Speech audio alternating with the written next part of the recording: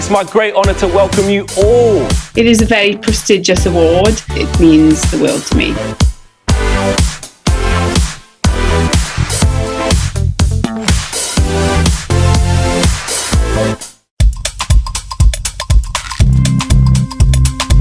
They have great senses of humour. I like to reveal parts of history to them, for I love making history come alive. They are some of the best people that you can come across. To help them open their hearts. I always come back to this quote. How can we be role models to learners if we're not learners ourselves? It's quite useful to get out of our bubbles, not our COVID ones, and sort of see what else is out there. By sharing best practice, we can see the whole picture. We can see what really matters.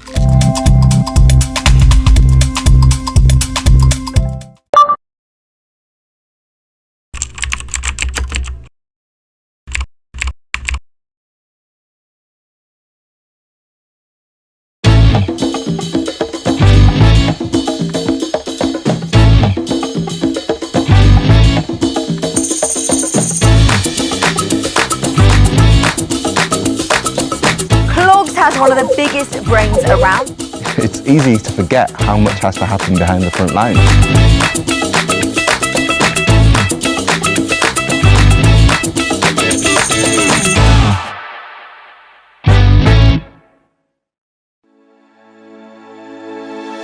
As a global schools group, Cognita educates over 55,000 students across 12 countries. We're proud to be Wellbeing Partner at this year's Festival of Education, and we want to share the work that we're doing to prioritise children's well-being. This starts with a clear understanding of what well-being is. We looked at the evidence and created a simple Be Well charter that everyone can use day to day. It gives a clear definition of well-being and then focuses on the specific contributors that influence it. Discover our full Be Well charter video and other resources to use with your students and families at cognita.com. I really try to not look at myself as just a science teacher. I feel like as a teacher, it's very important to help students grow and develop outside of your lessons. A single teacher believing in you and really believing in you. One teacher doing that can have a large impact, but if you have one or two or three all telling you that and really, really believing in it, it makes you feel like you can achieve anything in the world, honestly.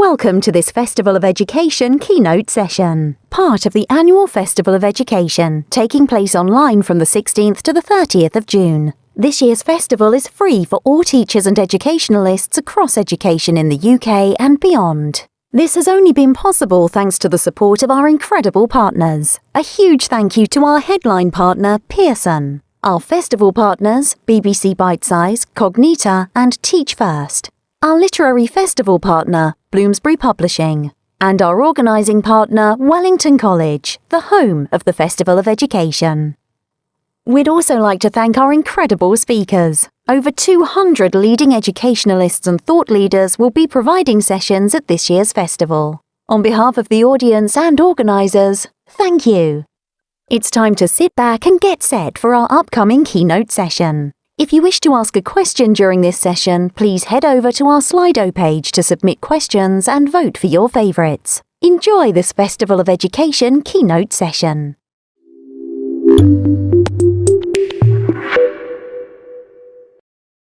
Good afternoon, everyone. I'm Sharon Haig, the Senior Vice President for Schools at Pearson. We're absolutely delighted to once again be a partner of the Festival of Education and are particularly pleased to see the festival back in action after last year's postponement due to the pandemic. There is a fantastic lineup for the festival over the next few weeks, and it is a really wonderful opportunity for us all to come together as an education sector to discuss the issues that strike at the heart of the work we all do on behalf of children and students in schools and colleges across the country. Today, of course, the biggest issue affecting everyone in education is the impact of COVID. And that's why it's important that I start today by recognising the hard work and commitment of teachers and everyone involved in supporting our young people. Every year, I am inspired by the hard work and dedication of teachers and educators. But this last year especially has given every family in the country some insight into the amazing work that teachers and the communities in schools do day in, day out. As a former teacher myself, I know how tough yet rewarding the job of a teacher is, and it's one of the reasons I come to work every day at Pearson. It's to have that opportunity to support you and your students. And this last year has been truly exceptional. I've seen and heard the most incredible stories of the heroic efforts of teachers during the pandemic. I've spoken to heads who are redirecting funding towards feeding the most disadvantaged students in their care, teachers and support staff that have gone above and beyond the call of duty to ensure that every child in their class is present and engaging in online lessons. And of course, the Herculean efforts of every teacher to learn brand new skills and ensure that learning continued online. And what's more, I'm proud to be a judge on the Pearson National Teaching Awards, which has given me the privileged position of seeing even more closely the brilliant work that you all do. For those of you that don't know, the Pearson National Teaching Awards is an annual celebration of excellence in education. It was founded in 1998 by Lord Putnam to recognise the life-changing impact an inspirational teacher can have on the lives of the young people they work with. And this year marks the 22nd year of celebrating award-winning teachers, teaching assistants, head teachers and lecturers across the UK. And in fact, I'm very excited because next week we will be revealing our Silver Award winners. And whilst I can't give anything away just yet about the winners, what I can say is that we've seen a wealth of stories, including teachers making care visits to vulnerable families, coming up with innovative ways of remote teaching, keeping their pupils settled by regularly checking in and even using their school sites for COVID-19 testing when classes didn't return to school. And this is just a small flavour of what an award-winning teacher might look like. Because the truth is that this year, more than ever, you are all really deserving of these awards. And that's why next Wednesday, the 23rd of June, our Winners' Day also coincides with the National Thank a Teacher Day, so that we can say thank you to each and every one of you for everything that you do. I hope that you know that your work this past year, as is the case every year, hasn't gone unnoticed nor unrecognised. But before handing over, I'd just like to share a few further reflections on the year that we've had. I'm not the first to say that COVID-19 has driven a transformation in the world that we live in. But when it comes to education, the focus has understandably been on the acceleration of online learning. We saw classrooms shift to virtual breakout rooms and platforms almost overnight. And you had to create from scratch new ways to teach and interact with students. And whilst this transition wasn't easy, you, your students and their families found ways to not just survive, but also in many cases enable learning to thrive. And from huge efforts to roll out devices for students to adapting and developing complete learning programs in record time, social media threads have also been full of tips and shared experiences of teachers, students and parents like never before. From the perils of navigating the mute button to the joys of sharing learning in new ways and making different sorts of memories. And alongside you, organisations such as Pearson have needed to change overnight too. We've questioned and found ways that we could support students, schools, trusts and families as we all navigated the changes to education. And I'm really proud that we've been able to play our part in a sector-wide movement to help the world continue to learn by providing free resources to schools, students and families. In fact, we had more than 450,000 families sign up free of charge for our popular app, The Maths Factor, in the 3 months following school's closure, with children answering a staggering 99 million maths questions. These are some of the bright spots where we've seen learning find a way, and despite the obstacles and despite the lack of traditional bricks and mortar we're all used to. But of course, this doesn't take away from the challenges that everyone has faced. And for all children, as for us all, the impact of COVID is quite unique on each of them. We've all had really different experiences and the impact has been very personal, and many will have unfortunately suffered the impact of bereavement. When we talked to nearly 7,000 UK primary and secondary educators shortly after the fuller return to classrooms this spring, 60% of teachers noted mental health and well-being as the biggest challenge for their students and a top priority for this term. For older children, exams have been cancelled for the second year in a row, causing anxiety and stress as well as uncertainty. And we know that this is also another area where teachers have shouldered an enormous workload and still are in order to continue to support the alternative arrangements for assessment. There are also significant amounts of children for whom the experience of the pandemic has been particularly tough, and they have not had the same opportunities to learn as others. More than half of the teachers we've talked to highlighted the widening of the disadvantage gap as a key challenge they are facing this term and in the years ahead. The digital divide in particular has become even more exposed, with some estimates showing that around 1 million families across the UK don't have access to a device or connectivity at home. But we've also learned a lot about how we can make a difference. And that's the reason Pearson has been keen to work with the education community and support initiatives that will positively impact students' learning and well-being.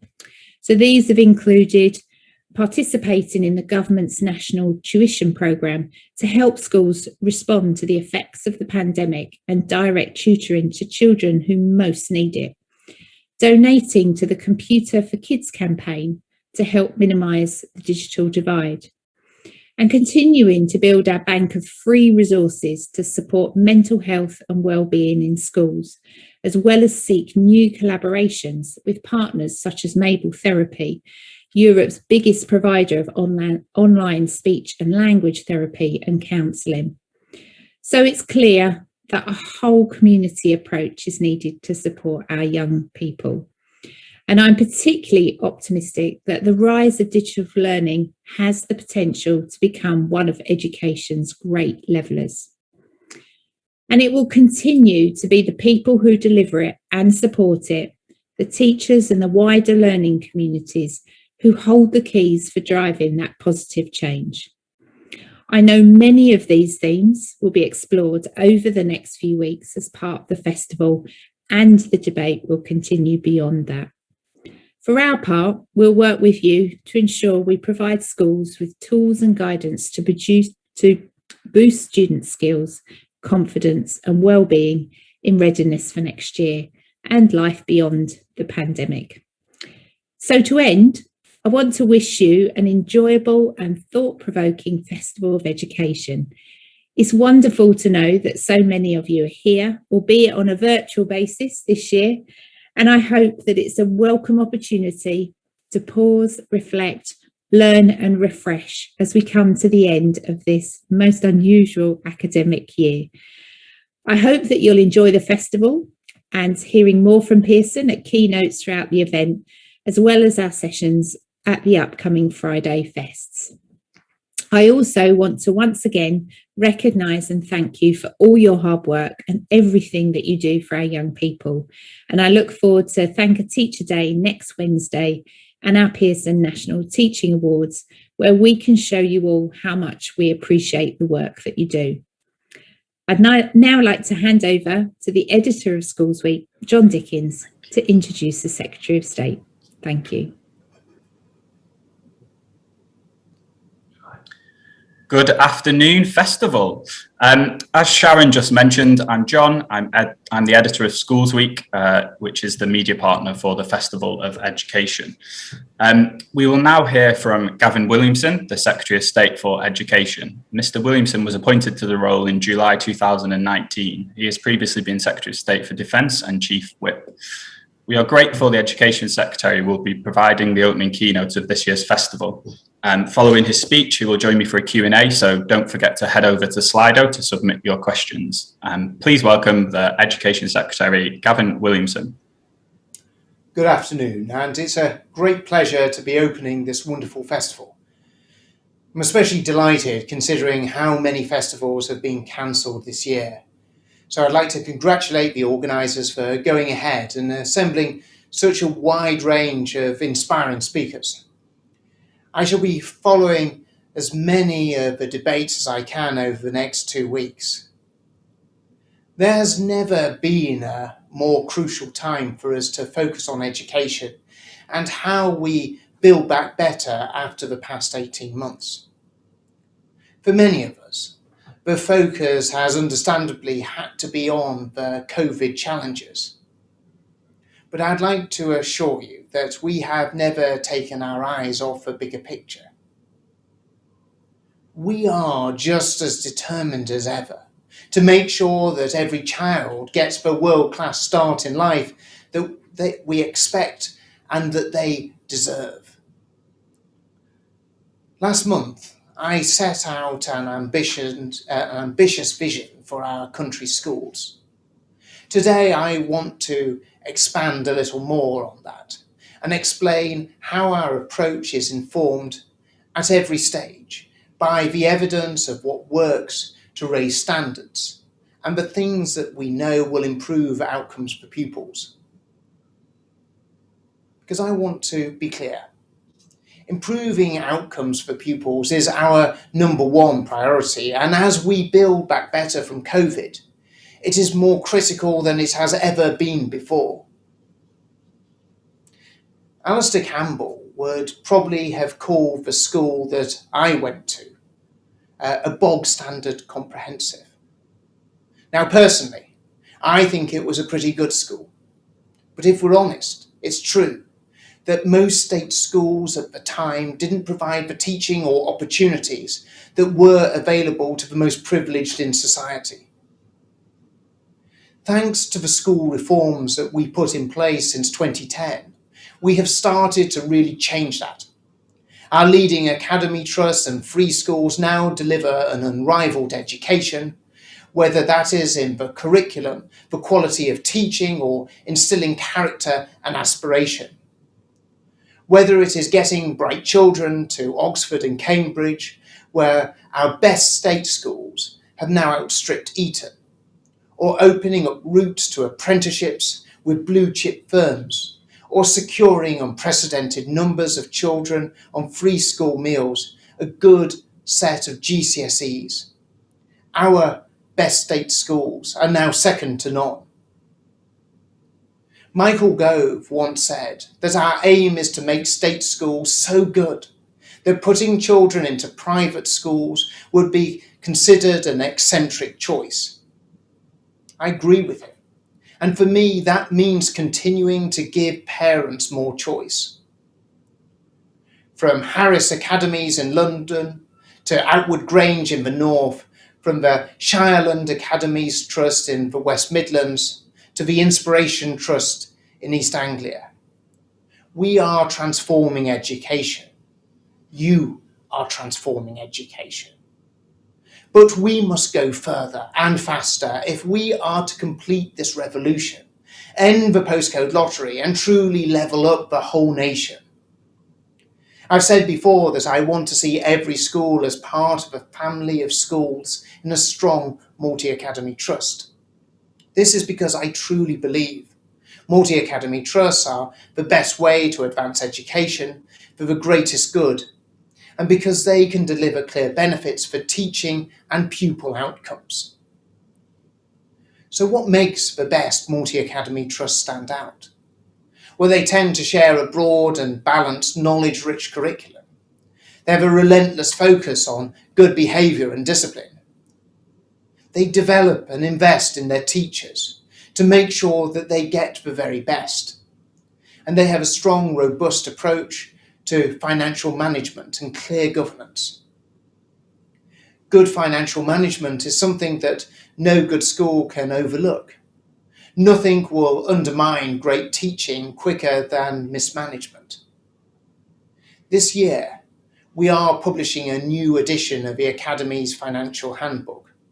This will not just be a routine annual update. We're making significant improvements and changes to the handbook to make it a manual that brings together the key things that trust boards and leaders need to know.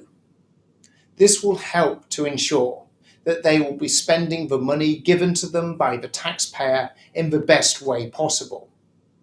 It also makes clear some of the important duties that trusts already have in safeguarding the pupils in their care and making sure that their parents and carers have roles on trust or individual academy boards.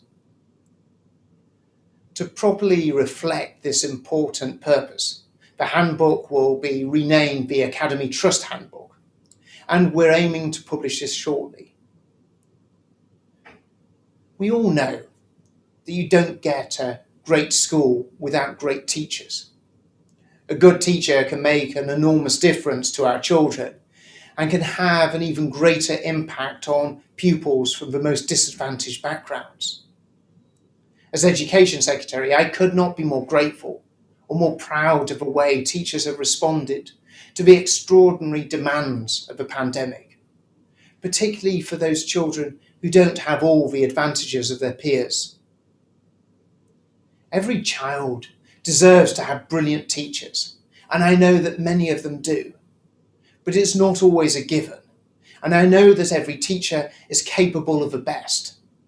This is why we're backing teachers with one of our biggest ever investments in teacher training and development, to make sure that every teacher and every leader gets high quality professional development to support them to become great teachers and great leaders. As part of our COVID recovery plans, we're investing £400 million to provide 500,000 teacher training opportunities across the country, alongside professional development for those working in early years settings. This includes £69 million of new funding to extend the early career framework reforms, which are providing all new teachers with 3 years of structured support at the start of their careers. We're also investing £184 million to treble the numbers of funded training places available for the national professional qualifications, up from 50,000 to 150,000 places over the next 4 years. World-class teacher development requires world-class delivery. That's why we're creating the new national infrastructure for designing and delivering training to schools, as well as introducing a new network of teaching school hubs from September. We're also going to support new flagship teacher development providers, the Institute of Teaching. The Institute will deliver training to at least 5,000 teachers each year who will be able to take the most up-to-date aspects of teaching back to their schools, giving future generations of teachers and leaders a fantastic resource for improving quality. All schools have been impacted by the lockdown, and these in turn have affected children in different ways. The evidence that we have shows that disadvantaged children and those who live in areas that were particularly hard hit by high COVID rates, such as the North East and Yorkshire, among those whose learning is most likely to have been affected. To give them the support they need, we've just announced a massive expansion to tutoring. This is going to provide up to 100 million hours of tuition for 5 to 19-year-olds by 2024. Evidence shows us that just one course of high-quality tutoring has been proven to boost attainment by 3 to 5 months. So additional tutoring will be vital for our young people in recovering the teaching hours lost in the past year. It takes the money we've pledged to help young people make up for the time that they've lost to more than £3 billion. The next stage of our recovery plan will include a review of time spent in school and college, and the impact this could have on helping children and young people to catch up. Schools have already the power to set the length of a school day, but we know it varies from school to school. Some close at 2:45, some are open until 4.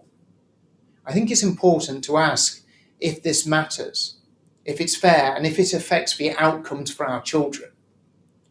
The findings of the review will be set out later in the year to inform the spending review.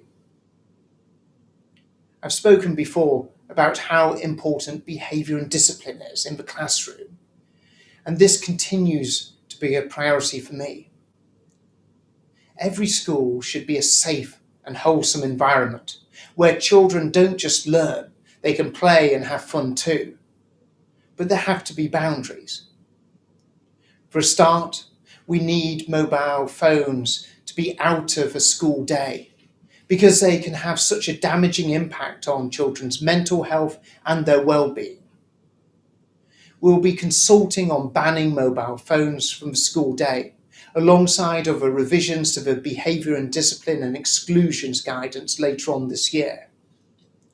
This will follow on from the major improvements we're already making to ensure all new teachers receive brilliant behaviour management training as part of the early career framework in their first 2 years in the profession from September 2021.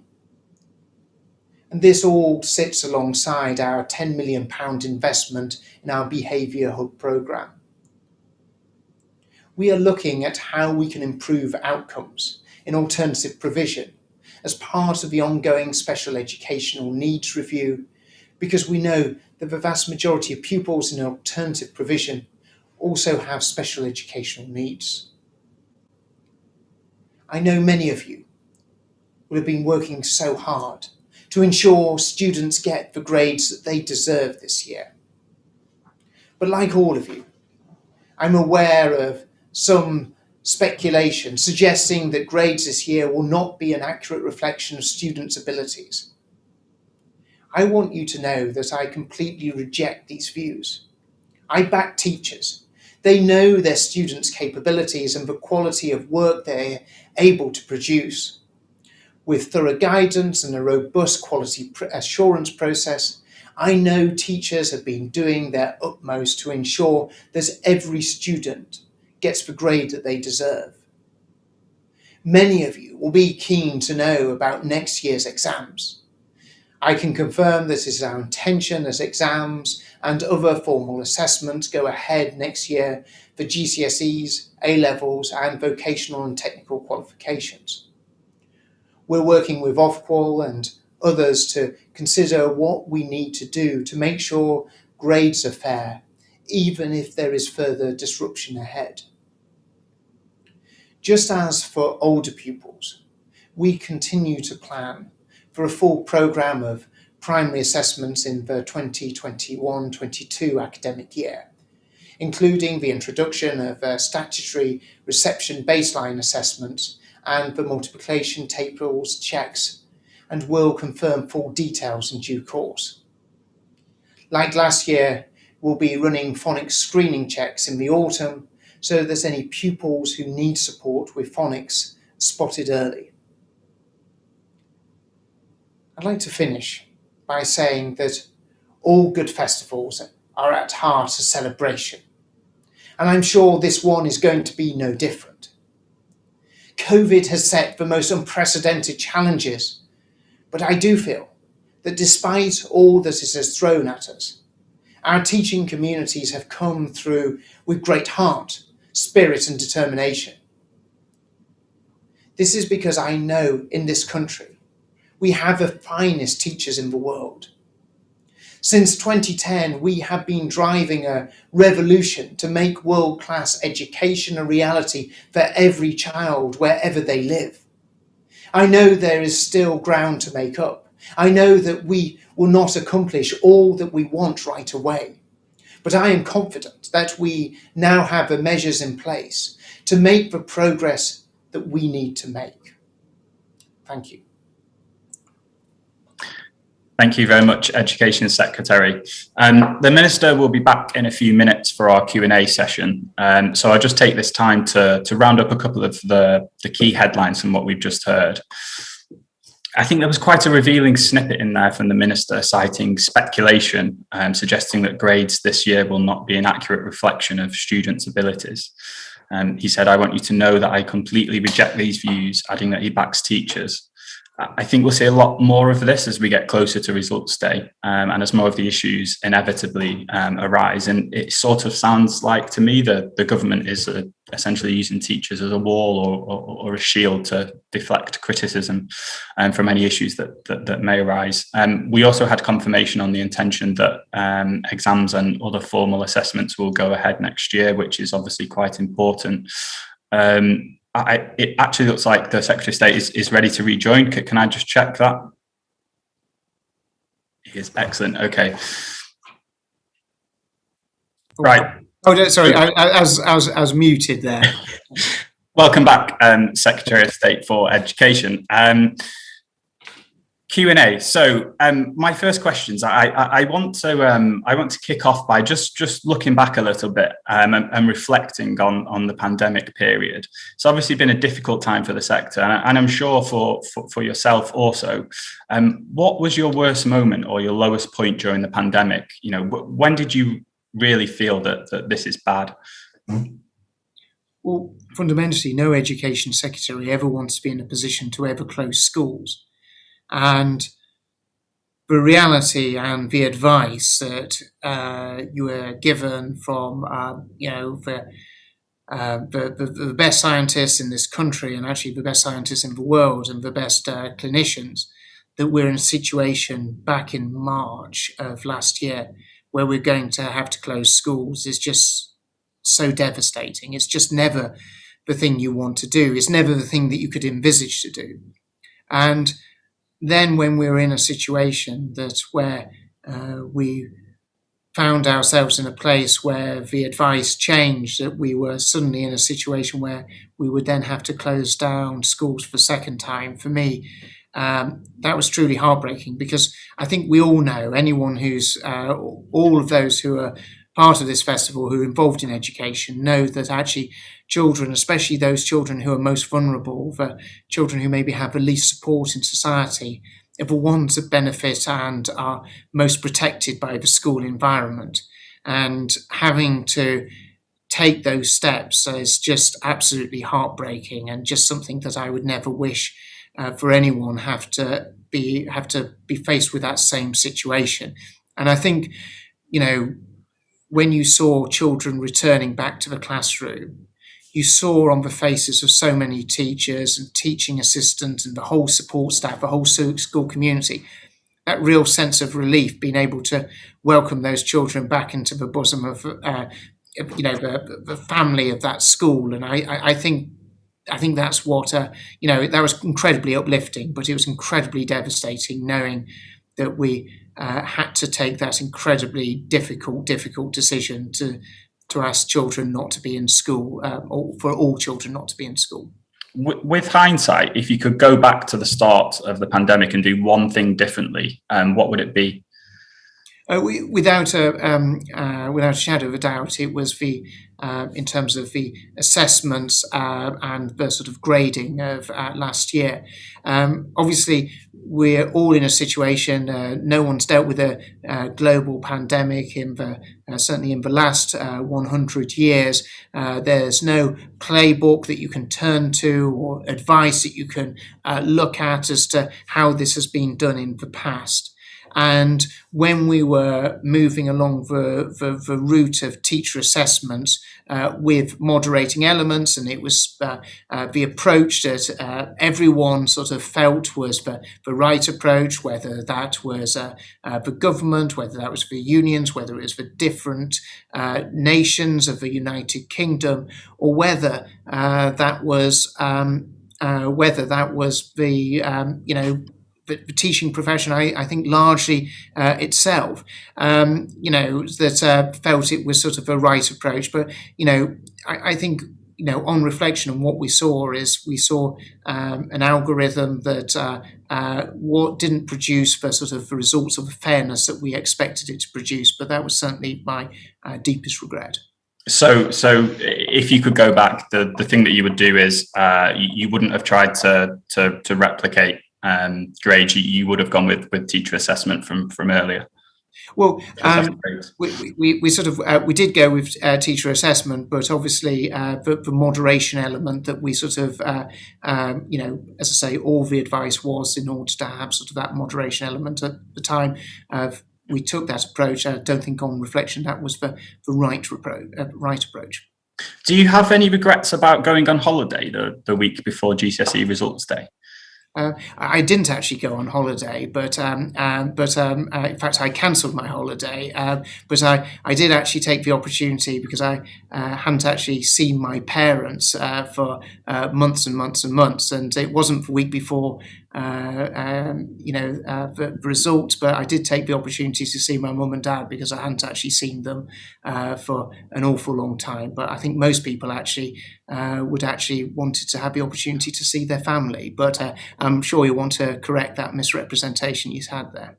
Well, perhaps it was more working from home then. But if we move on, obviously working from home is and pupils learning from home is something that caused quite a few issues in the sector in the run up to Christmas. There were quite a few schools and councils that wanted to close their doors and for pupils to learn from home as a sort of Kent variant raged through the country. Do you stand by your decision to sue or threaten to sue school and council leaders that wanted to do this? It's absolutely right that we keep schools open. Got to recognise the important role that schools have, especially for those children from most disadvantaged areas, and everything that we can do to ensure schools remain open absolutely should be done. And we're right to keep schools open all the way in the run up to Christmas. I would have, it's vitally important that children have the benefit from being in school. It's vital for their development. We all recognise the benefits of having children within the school as against having to do it remotely. So it's absolutely the right thing, and right that we took those actions to ensure that schools or local authorities don't make arbitrary decisions to actually close that. And the decision to close schools has to be based on the very best scientific and medical advice, and frankly that's better provided by the likes of Chris Whitty and Sir Patrick Vallance and Jenny Harris, who actually have an incredibly deep understanding of actually the situation both nationally and locally, and it's right that we're guided by their advice, and that's what we'll always be guided by. We've talked about your lowest moment. Was there a moment that something that you're most proud of, maybe a sort of high moment? I know it was a dark period and a lot of it was, but is there a particular thing that you're most proud of? Well, at the end of the day, what we always want to see is children in schools. And we always said that children will be, schools will be the last to close and they will be the first to open. And actually being able, the whole teaching profession sort of being able to come together and deliver that to make sure that children were the first ones to be back, as we saw the reopening back in the 8th of March. It was an incredibly exciting moment. Equally,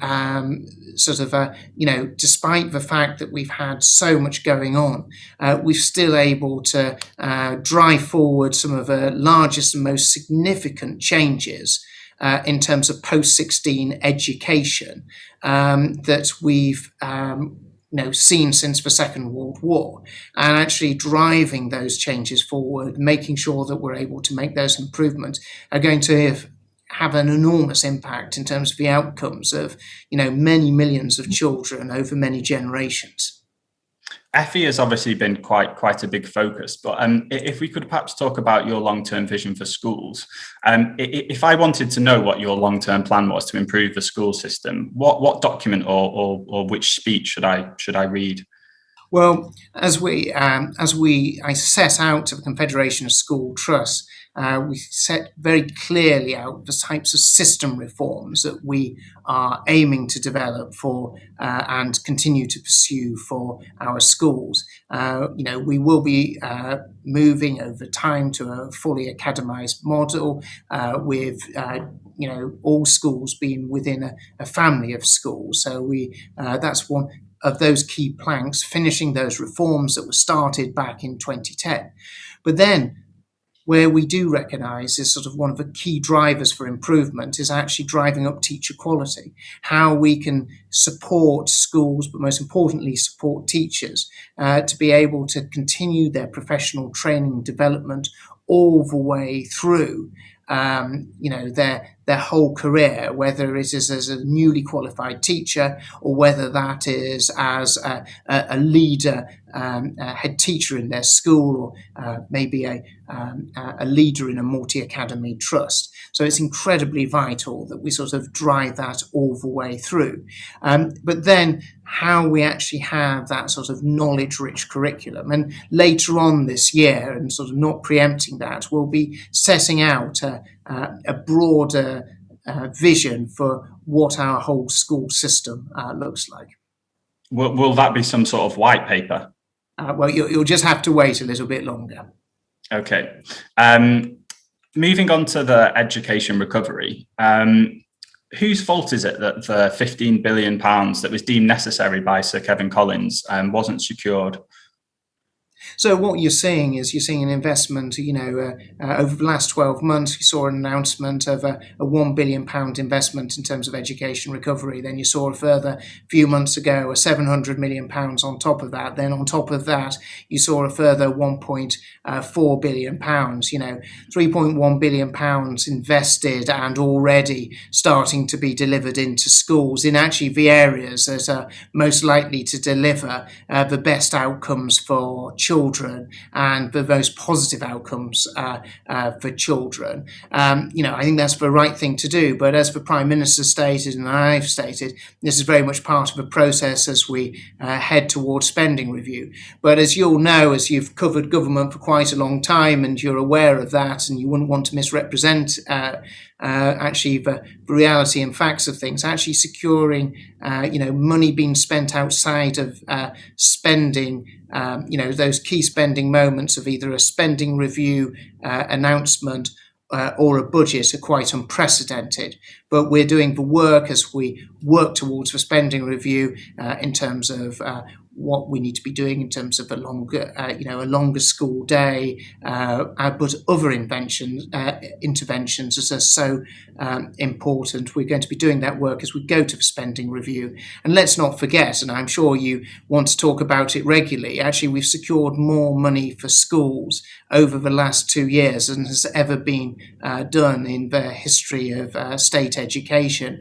£14.4 billion committed to increasing school spending over the next few years, the additional £3.1 billion, a further £1 billion supporting school during COVID. Just to intervene, sorry, Secretary of State. This is an unprecedented amount of spending, and I have no doubt that commitment to continue to investing still remains and will still continue. But obviously that wasn't the view of your catch-up commissioner who resigned over the failure to meet what he deemed necessary needed for catch-up. So who takes responsibility for this? Is it your responsibility for not making the case strong enough to the Treasury? Is it the Treasury's responsibility for not providing the funding? Is it Boris Johnson's responsibility? Who takes responsibility over this? So what we're doing is we're delivering vast amounts of funding into schools. We recognise that we're wanting to do more, and we'll be doing more as we build up to the comprehensive spending review. But, anyone who's informed and understands how government works, which I'm sure you are, you'll actually understand the fact that actually as part of you do this as very much part of a spending review. That's what we're going to be doing. If it was such a good deal, why did Sir Kevin Collins resign? Well, what we recognise is that the interventions that we're making, whether it's on teacher quality or whether it's on tutoring, these are the measures that have the biggest impact on children. We recognise also that these were the measures that we're going to be able to implement and start having the most immediate impact in terms of helping children straight away. That's what we wanted to do. That was the sort of choice that we made. But we have equally stated that as we go forward, we want to see further investment coming into schools as we see as to the interventions to delivering the biggest results. And we've already seen it. And I'm sure you've taken the time to go around schools, talk to pupils, talk to teachers. And when you listen to them, the impact that tutoring is having, especially on children from some of the most disadvantaged backgrounds, has been enormous. And what we're wanting to do is we want to build on the evidence of what works. We want to build on what we're seeing is actually having an impact. And we want to continue to invest in that. That's why we've done, the largest program in terms of tutoring expansion that has ever been seen.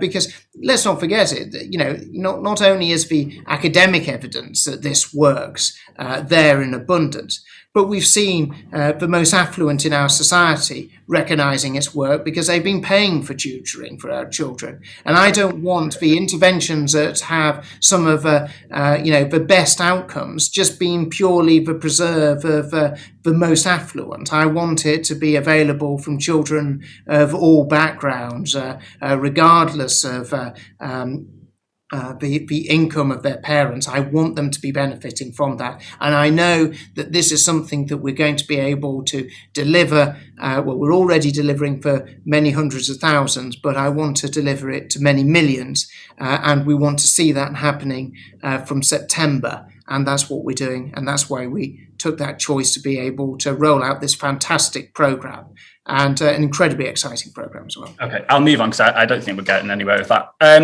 If we talk about exams, obviously there's been a lot said previously, but perhaps if we look towards next year, what planning has been done for next year, and crucially, when will the sector know what your final plan is? I think you mentioned it in your speech that there's going to be some tweaks potentially. So when will the sector know?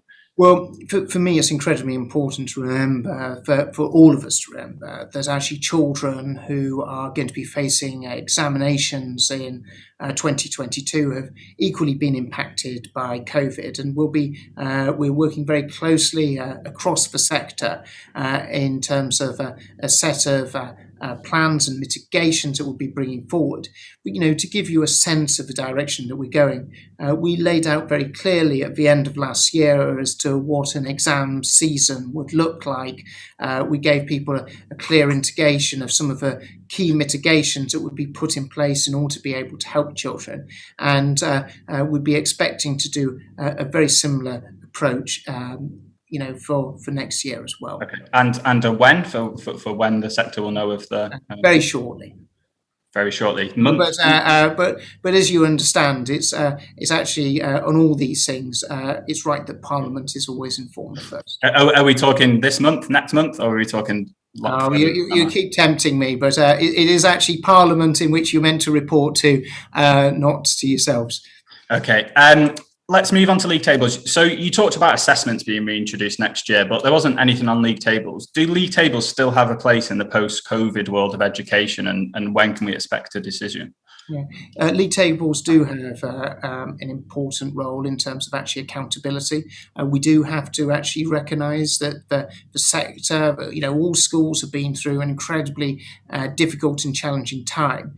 So as we bring back league tables, this has got to be done in a considered and fair way to make sure that it properly reflects the challenges that schools have been dealing with, and actually the consequences of some of the the consequences of COVID, where there may be sort of any unfairness has to be sort of carefully worked through. And we're going to be continuing. We made some sort of bold and clear decisions at the early part of this year on areas such as SATs and everything else like that, where we had to move very rapidly. We actually recognise the pressures that were on schools, but we equally have to balance that off with recognising the pressures on schools, but gradually moving back to some of those accountability measures that are really important for schools and parents, and most importantly children alike.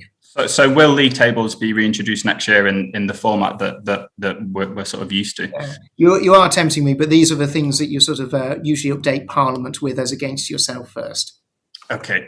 If we can just move on quickly to FE, I'm sure you're aware of the story by our colleagues at FE Week on the now ditched research plans for the skills bootcamps. I just wanted to ask you a quick question on that. Do you think it would have been ethical to ban unemployed people from accessing bootcamps for a year to measure the impact of not participating? So we've always been clear we want to get the very best skills to those who need the most, and that's what's driven some actually incredibly radical change in terms of how we approach this. And I'm sure you're aware, and you probably actually reported yourself, or FE Week has, is the changes to the benefit system. In the past, the benefit system would have restricted some people being able to access some of the courses. Actually, we've done a wholesale change on this with the Treasury and the Department for Work and Pension, so those people are able to continue to claim their benefits and be able to access these courses. I am driven purely by one aim, is to get people back into work with the highest level of skills possible. That's my one interest. And you'll probably be fully aware, someone who went to college myself and, understand. Sorry to say, if we can just go back to the question quickly. Would it have been ethical to ban unemployed people from accessing bootcamps? Actually driving this change and actually driving the improvement and driving the skills is absolutely critical. Okay, and just to go back to the original question, do you think it would have been ethical to ban unemployed people from accessing bootcamps for a year to measure? We banned unemployed people from accessing bootcamps. That was the plan. We've made sure this is aimed at actually ensuring those who were unemployed that need the training and skills are being accessed.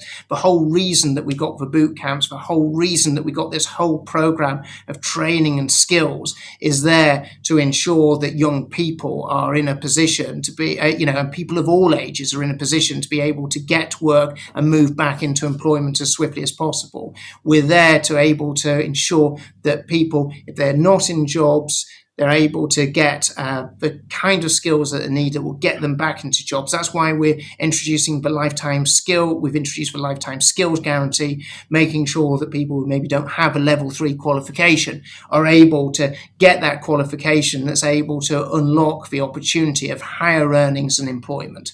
Okay. We have a couple of questions that have come in from our listeners. What is being done to retain staff and bring new people into teaching? Well, I think that's such a key point. We have a low retention rate of people, in the teaching profession, and there's so many people who work in teaching who get so much out of it. But sadly, we lose too many people at the very early stages of their career. That's why we'll continue to move forward with our plans to introduce a £30,000 starting salary. which I believe is, is sort of a very effective and sort of, a very high sort of level of salary for those who are, working at sort of, graduated and maybe taken on their PGCE. So that's incredibly important for us to be able to have it there. But equally, this is why we're making the investment in terms of teacher training all the way through their careers, because we recognise that people want to be able to progress as a teacher in their profession. They don't want to be static. This is why we're making this, significant investment in terms of the professional and career development of teachers, because actually by investing in teachers' careers, it's more likely they'll stay with the profession for much longer. Thank you. I'm just going to try and fit in one or two more questions from the audience, and then I just have a final one. How do you explain the huge disparity between COVID recovery funding provided for UK schools compared to European schools? So what we're seeing is we're actually been leading away, and actually in terms of COVID recovery across many nations, we've actually been bringing forward packages of support. We're one of the first nations to bring back the first £1 billion package of support for COVID recovery. And as I've said, numerous times, is that actually what we've seen as a package of £3.1 billion isn't a final package of what we're doing. And we're going to continue to build on that. And we will sort of do so over coming months as we head towards the comprehensive spending review.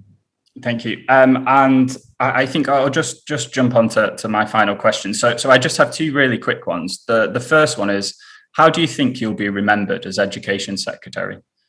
Well, my one key interest is making sure that we, got children back into schools at the earliest possible moment. Then the next key thing is to continue to deliver reforms and change in terms of our education system. We're actually, as I've touched upon, we delivered more reform and more change in the post-16 education field than we've seen since the Second World War. And we are going to deliver more significant change in terms of our school system that builds on the reform of the last 11 years. And that is my one and sole interest, to deliver the changes that we need for our education system, because actually this is what will make the impact in terms of children. And we all know that there is much more to do. That's what my focus is on, nothing else. And finally, just one final question very quickly. This is a bit of final questions, but I promise this is the last one. And final one, or the penultimate final one. This is a bit of a Festival of Education tradition to ask our keynote speakers. So, if you could compare yourself to a film or historical figure, who would you choose? And I promise, last question. I've never given it any thought whatsoever, so I'll write it on a postcard and send it back to you. You can't give us anybody? No, as I say, pop it on a postcard and send it back to you. Okay. Secretary of State, thank you very much for your time. We really do appreciate that. Thanks for having us. For those at home, please enjoy the rest of the festival.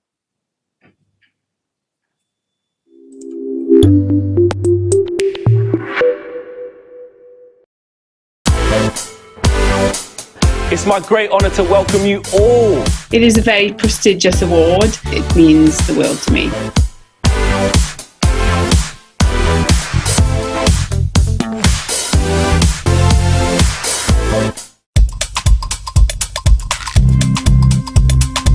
They have great senses of humour. I like to reveal parts of history to them, for I love making history come alive.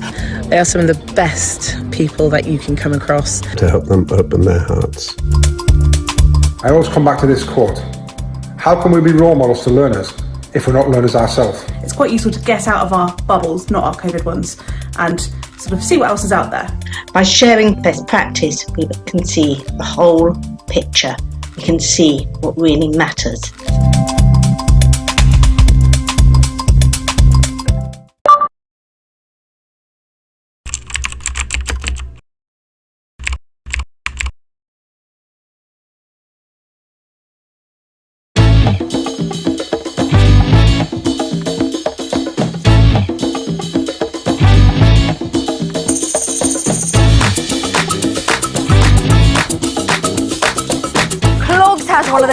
biggest brains around.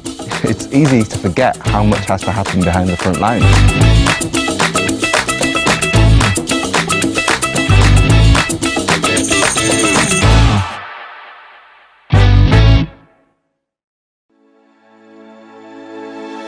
As a global schools group, Cognita educates over 55,000 students across 12 countries. We're proud